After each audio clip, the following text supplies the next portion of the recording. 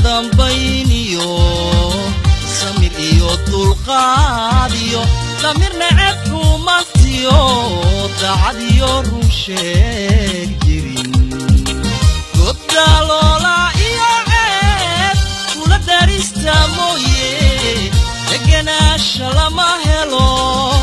bismillaahi raxmaani raxiim. kusoo dhawaada taxanihan ugu magac darnay Talaguur iyo qaybtiisii afraad oon maanta kaga hadlayno dhiirigelinta jacaylka. waayo saan wada ogsoonahay dhiirigelintu waa qayb haldoor ah kana qayb qaadata nolosha qofka aadamaha ahna wax kasta oo loo baahan yahay inuu qofku ku dhaqaaqo u baahan in lagu dhiirigeliyo. haddii uu qofku helo dhiirigelin afka waxa suurtagala waxyaabo badan oo una qaban karin inuu ku dhaqaaqo. haddii uu helo dhiirigelin maaliyadeed oo halkii una doonaya aan gaadhin isaga inta kala buuxsanaya. waayo dhiirigelintu waa wax mar kastiba qofka wax u tarta. sidaa darteed waxaan soo qaadanay maanta dhiirigelinta jacaylka.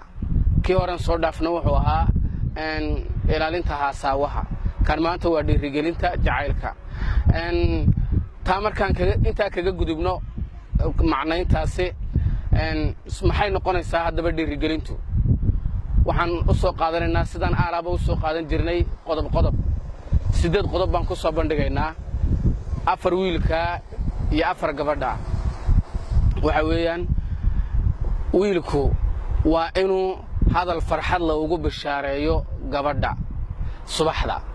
waayo hadalka bishaarada waxa weeyaan waa isku soo dhaweyn. dhiirigelin korkaan leenahay waa wixii isku soo dhaweyn lahaa oo qofka kale ugu naxariis badnaan lahaa ee isku soo dhawaasho iyo dareen galgacal samayn lahaa. waayo kama dhigno la iskama sheekaysanayno waa mustaqbal iyo hore u socod waxa lagu socdo. marka dhiirigelintu min subaxda aad wax fiican qofka u bishaarayso wax badan bay noloshiisa ka bedelaysaa. aad bay u farax gelinaysaa. taas waa qodobka koobaad. waa in uu bishaareeyo wiilku gabadha hadal farxad leh waqtiga maskaxdu furan tahay min subaxda oo kale. aad bay u wanaagsan tahay inuu qofku u helo hadallada caynkaas oo kale isagana faa'iido u taraysa kana hore socodkiisa baa ku xidhan waana dhiirigelintii. qodobka labaad hadday dhibi haysato waa inuu la wadaago. waayo qofka wanaagiisa inuu kula socdo maahine dhibi hadday jirto waa inuu ahaado qof la wadaaga. iyada laftigeeduna waa qayb dhiirigelinta ka mid ah. way qofkii dhibka kula wadaagay ma iloobaysid ama dhakhtar ha kugu soo siyaarto ama dee hawlo kaleba ha kaala qayb gale iyadna dhiirigelinta la halmaashaa. haddii ay dhibi jirto waa inuu gabadha dhibka la halmaalo ama xaafadoodaba ha ahaato ama iyada ha ahaatee waa inuu ahaado qof la wadaaga dhibka la wadaaga si ay u hirgasho dhiirigelintii. qodobkii aan wadnaha dhiirigelinta si uu qofkii uu helo dhiiranaan qofkan dee isku soo dhaweysay uu yiraahdo halkaana waa laga qaadan karayaa. qofka dhiirigelintaana waa inuu sameeyo. hadduu khalad dhaco waa inuu cafis ugu bedelo isagoo waana uga dambaysiinaya wiilku gabadha. waxaan leenahay haddii uu dhibi dhaco hadduu khalad dhaco waa inuu cafis wiilku lahaado isagoo ugu bedelaya waano. waayo khaladkii dhacay uma arkayo wax culus hase yeeshee isaguna dareensiinayn buu ugu bedelayaa waano. uu leeyahay waxa ka wanaagsan sidaa iyo sidaa wixii isagu moodadiisu ay noqoto odhanaya dee qofkan khaladna bari ku bedelay waa inuu cafiskaas sameeyo. qodobka afraad waxa weeyaan waji furan. qodobka afraadi waa inuu waji furan ku eego gabadha. qofka dee mar kasta oo iska soo warbaxdin waa inuu wajigaaga farxad leh qofku arko. hadduuna wajigaaga farxad leh una arkaynin oo dee wajigu jacbur iska yahay nolosha laga dareemo waa wajiga. hadduu wajigaagu jacbur iska yahay uu qofkiiba dee diiq gelinayo iyada laftigeegu dhib bay keenaysaa. laakiin wajiga farxadda leh wuxuu keenayaa dhiiranaan qof furfuran qof farxad leh qof dareen la wadaagayo qofkii qof naxariis ku jirto qof mar kastaba qofkii kale iska dhaxarko oo arko qof hididiilada hore u socod leh. dhiirigelintu waa taa. imikii haatana waa qaybtii gabadha. waxaan ku dhex jirnaa waa dhiirigelintii jacaylka.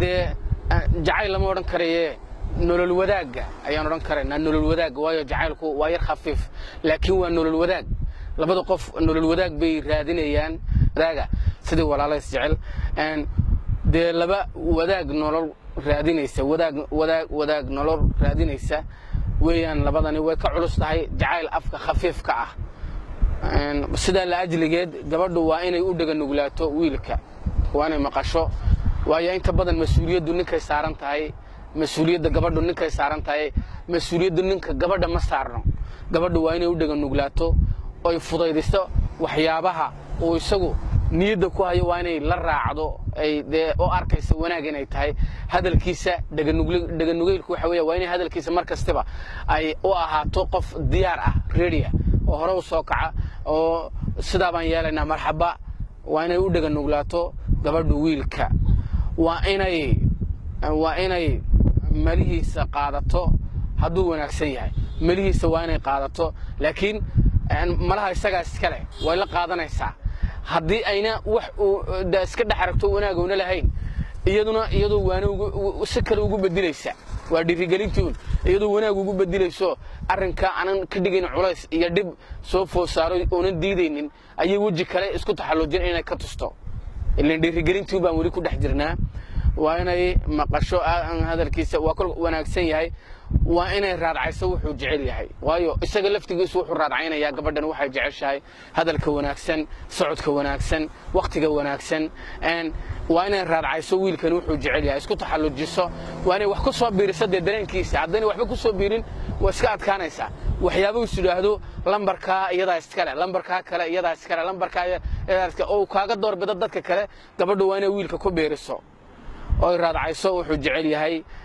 ha noqoto hadalka ha noqoto ficilada uu diido ha noqoto wuxuu jecel yahay ha noqoto socodka waqtiga socodka goorxun socod hadii uu diidan yahay waqtiga inay bedisho waa inay noqoto gabadhu gabadh raadcayso wiilku wuxuu jecel yahay iyadoo isku taxallujinaysa dhiirigelinta ay siinaysa iyaduna xageega waa inay sida noqoto waa inay la wadaagto dhibka iyada laftigeeguna waayo hadii dhibka la wada wadaagi waayo waxba kama jiraan dhiirigelin ma jirto waa laba qof oo isla joogtoon maalin maalmaha kamidana kala tagi doonto insha Allah inagoo ku soo qaadan doona mid aan ku falanqaynayno labada qof inta in la eg ayay kaga duwanaan karaan dadka kale ilaa korka la wada joogo asagu korko bilaamay la sheekaysanayo inta ugu horeyso dhan waa dad isla socdoon marka la gudo galo mustaqbal diyaarintiisa ayuu ka bedilmayaa hawshii ayay ka bedilmaysaa hawshii dadkii kale ay dibadda la mid ahaayeen way isaga soo dhawaanayaan dadkii sida laajigay dhiirigelintani waxay sheegaysaa in la isaga soo dhawaado dadka in la isaga soo dhawaado ayay tilmaamaysaa waxa weeyaan abwaankuna wuxuu ku leeyahay haddaan tale la isku geynin wanaagu ma taabagalo waxaan raadacaynayna iskama sheekaynayna waxa weeyaan laba mustaqbal doonayso sidee la isugu soo dhaweyn lahaa weeyaan labada mustaqbalka doonaysana lambar badan bay leeyihiin oo dadku barbay dabeecadda waa lagu kala gedisan yahay waxaan leenahay sidee dabeecadaha la isugu soo dhaweyn lahaa aragtida waa lagu kala duwan yahay sida aragtida la isugu soo dhaweyn lahaa waxana weeyaan haddaan tale la isku geynin wanaagu ma taabagalo haddaan tamar la isku geynin tusmadu dhaxal yeelan mayso talada aniga ale talada adiga ale talada inaga ale waxa weeyaan taxanaan tala guur ni soo jeedinaynay waa mid naga go'an inaan hadba dareenkiina waxa inaga maqan ama wax idinka inaga badan oo idinkuba aad ka wanaagsantiin baa jira laakiin inta gaabiska u baahan dareenka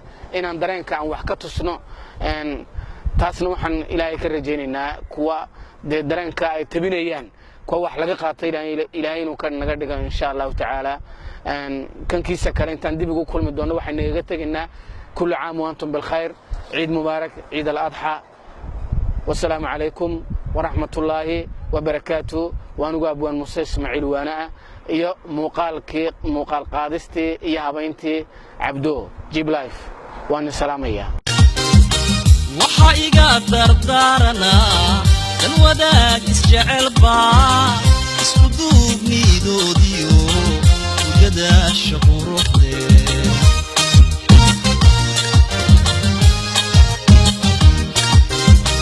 tuunkiyo dudmada badan reerkaagayay dumin darxumana ku dhaxalsi دحلسين وانا دحلسين